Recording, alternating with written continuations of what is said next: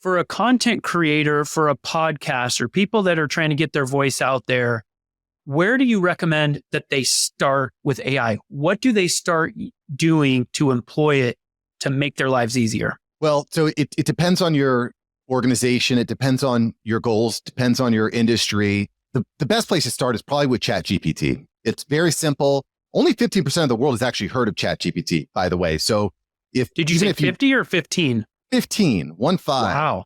1 5. So there's a lot of people that have never even heard of ChatGPT despite its popularity.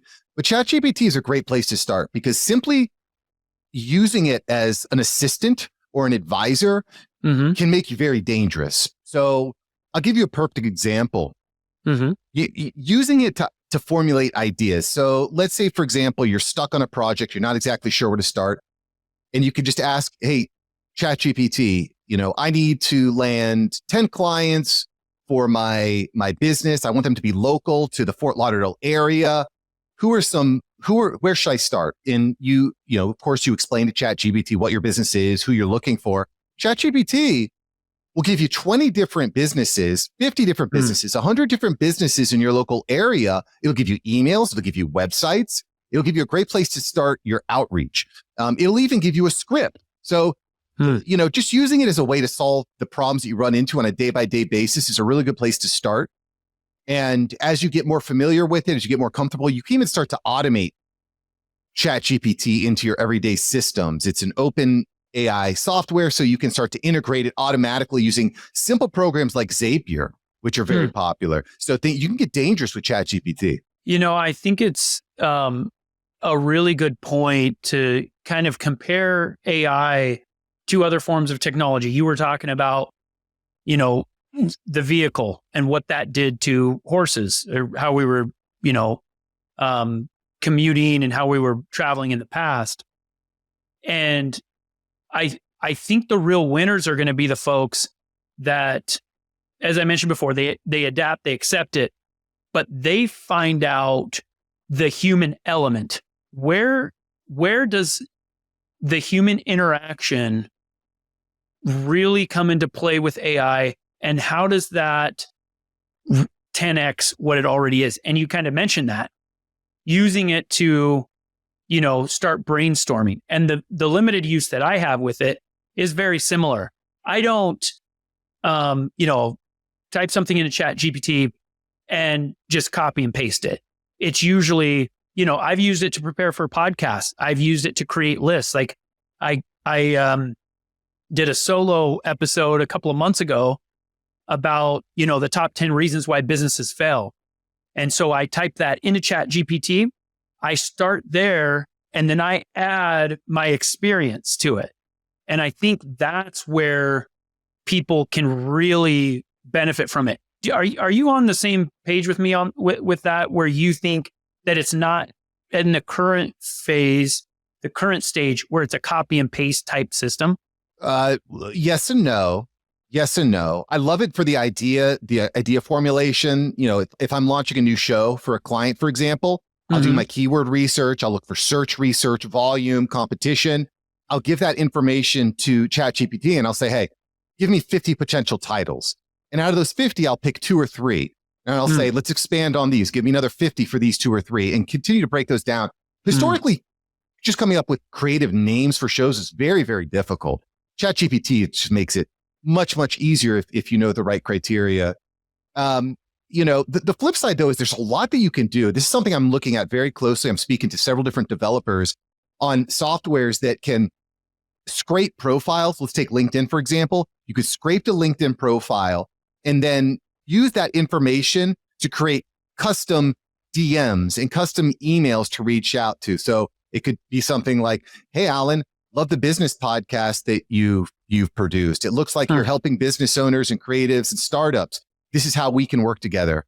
So looking at ways to use AI to look at, just do a complete assessment of who you're reaching out to and then create custom messages at scale, automated. That's something that's really exciting to me in creating better lead gen, as it were. I think that's incredible that you're using technology in a replicable manner to create messaging that's specific.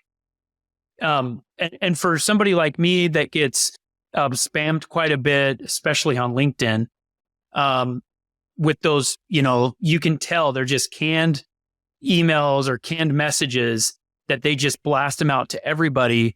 And to be frank, I have my own messaging that I send out to people on LinkedIn, Sure. but I haven't added that touch. I haven't added that AI touch where it could, be more specific, mention somebody's specific business or how long they've been there or whatever.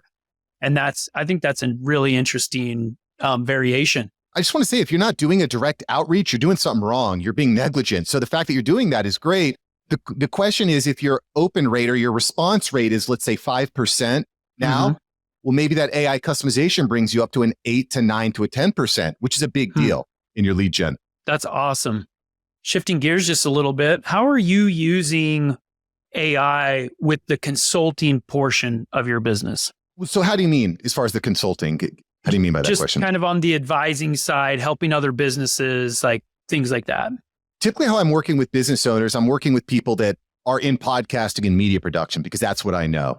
And, as someone who's using a lot of different AI generation tools, a lot of new the industry is changing all the time, using programs like Descript and CapCut and Castmagic and Swell and Video.ai, and then Adobe Premiere Pro has a bunch of AI add-ons, and then ChatGPT and those add-ons, and some of the other ones that are in the pipeline right now from developers.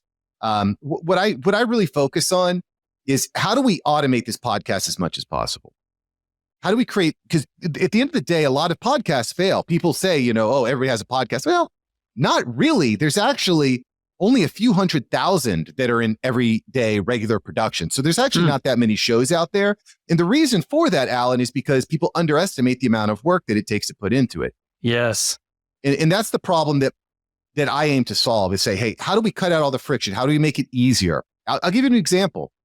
When someone books to be on my show, they fill out a calendar link. The calendar link automatically sends them follow-up emails to remind them. It automatically sets up the Riverside Studio, which is what we're using here. That's what I used to. It automatically sets up the Riverside Studio for them and reminds them, automatically sets up the calendar and reminds them. But I've even added an additional layer on top of that, by the way, because just by automating your onboarding process, you save a bunch of time. But another thing that I've done is I've integrated Calendly with ChatGPT using Zapier automatically. So as soon as you've scheduled, it's going to set up a Google folder. It's going to set up a Google form inside that folder that's going to give me a list of potential questions for that guest. So it even helps me to expedite my research process. It's pretty remarkable. Thanks for watching Mark Savant Media. Here we're going to help you create better content in less time and turn that attention into income. If you love this video, you're going to love these videos here. Click the one. Me and my team specially selected this just for you. Click the link, check out the video. I'll catch you here next time on Mark Savant Media. Peace.